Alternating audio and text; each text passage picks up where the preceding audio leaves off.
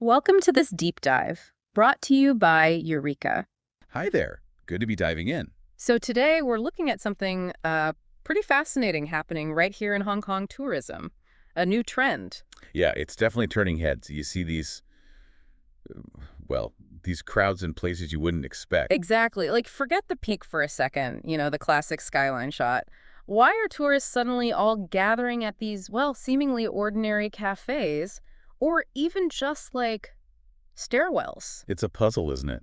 And it seems the answer involves a specific app. Right. Xiaohongshu. Little Red Book? Precisely. It's this huge Chinese social media platform, sort of like Instagram beats Pinterest, but with a massive influence on travel plans, apparently.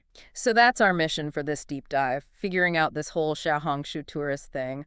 Why these spots? What's the impact on Hong Kong? And what does it tell us about, social media, authenticity, youth culture? And maybe even something relevant for educators here in Hong Kong thinking about their students. You ever been like trying to have a quiet coffee and suddenly you're in the background of 50 photos? Yeah. Or your favorite quiet spot is suddenly packed. Exactly. Okay, let's unpack this. What exactly is this Little Red Book tourist phenomenon we're seeing on the ground? Well, in simple terms, it's mainland Chinese tourists, often younger ones, skipping the traditional sites and heading straight for these, let's say, modest locations. Modest is a good word. Because they've seen them on Xiaohongshu. They've gone viral there. The Trash Future podcast actually talked about this quite a bit. Oh, yeah. What did they highlight? They mentioned things like tourists spending ages on some steps in Central, trying to get the exact same photo angle they saw online. The exact same photo. Yeah, or crowding into tiny coffee shops, not necessarily for the coffee, but because that specific shop was featured. Yeah. It's a real shift from, traditional sightseeing. It really is less about ticking off landmarks from a list, more about replicating an image. Something like that. It's about participating in the online trend associated with that specific place, capturing that pre-approved, algorithmically boosted shot. So the algorithm really is the tour guide now. Absolutely. Xiaohongshu effectively dictates where hundreds, maybe thousands of visitors go, a post goes viral, and boom, that random mural on Peel Street, or that specific cafe like fine print. Suddenly it's a must-see destination. Overnight, almost. It turns tourism into a kind of social media scavenger hunt.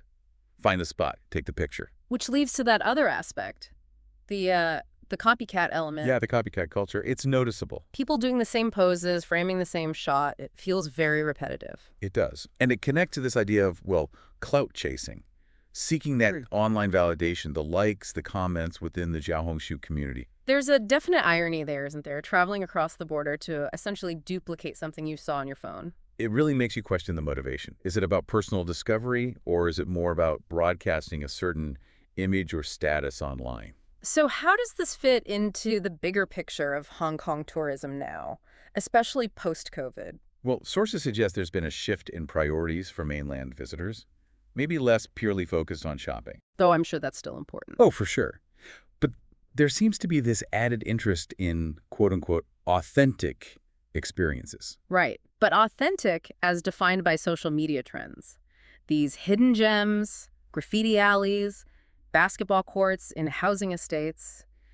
They weren't exactly tourist board recommendations before. Exactly. It's a curated, Instagrammable, or rather Xiaohongshuable slice of local life thereafter.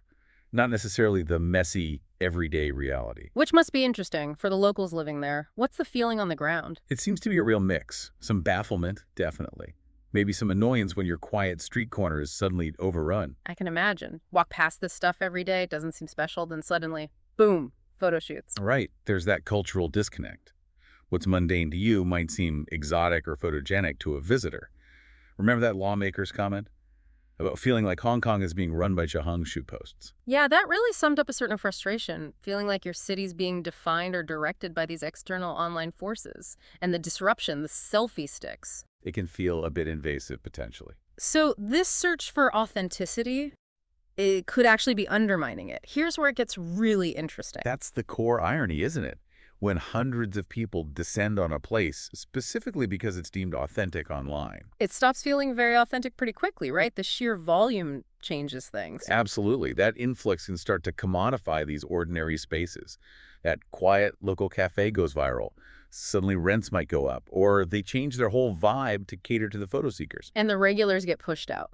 Potentially, yeah. Yeah. The very thing that made it appealing, its local, unassuming nature, gets eroded by the attention. And this isn't just a Hong Kong thing, is it? This kind of social media tourism impact. No, definitely not. It's a global phenomenon.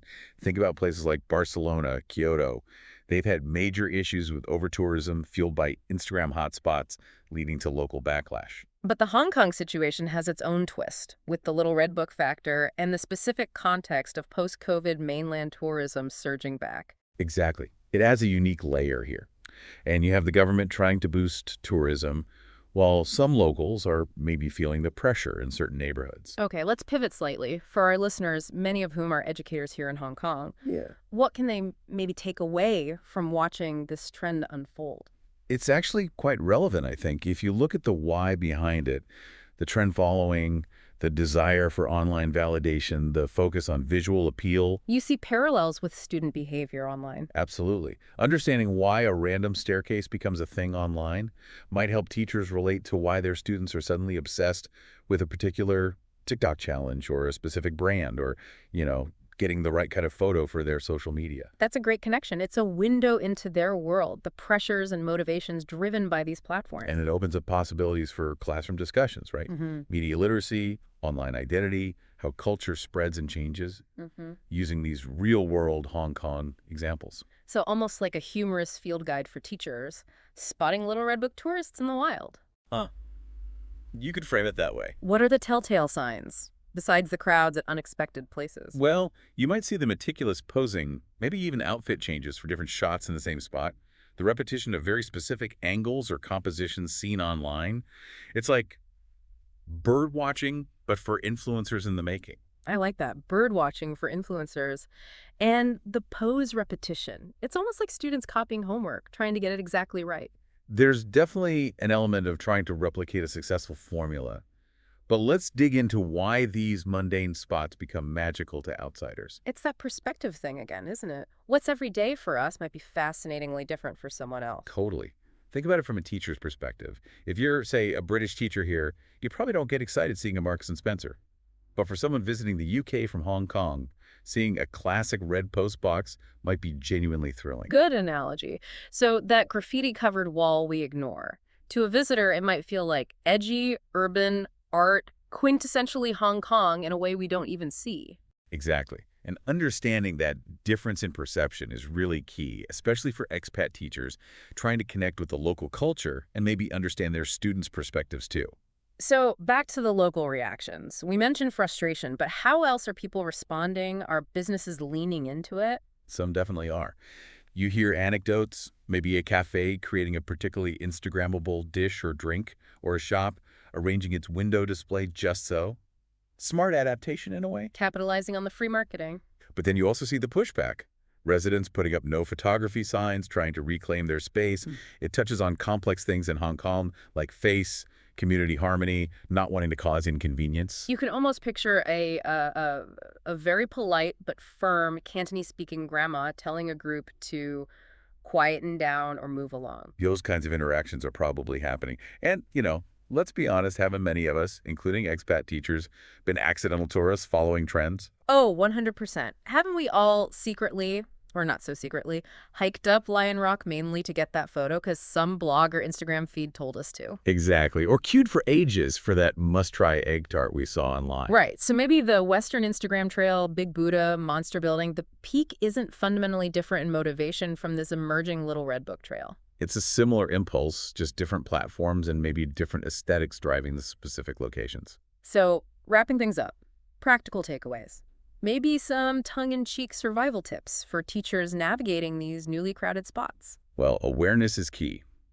Maybe check Xiaohongshu before planning your quiet weekend coffee.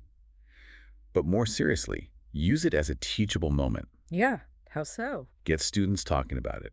Creative writing prompts about seeing your neighborhood through a tourist's eyes. Debates about social media's impact. It turns a real-world phenomenon into engaging learning. That's a positive spin. And maybe, just maybe, seeing these tourists find magic in the mundane reminds us long-termers to appreciate the unique details of Hong Kong, too. Hopefully. A reminder to look again at what's around us. So what does this all mean? I think it means we're seeing social media, specifically platforms like Xiaohongshu, profoundly reshaping the tourist experience in Hong Kong.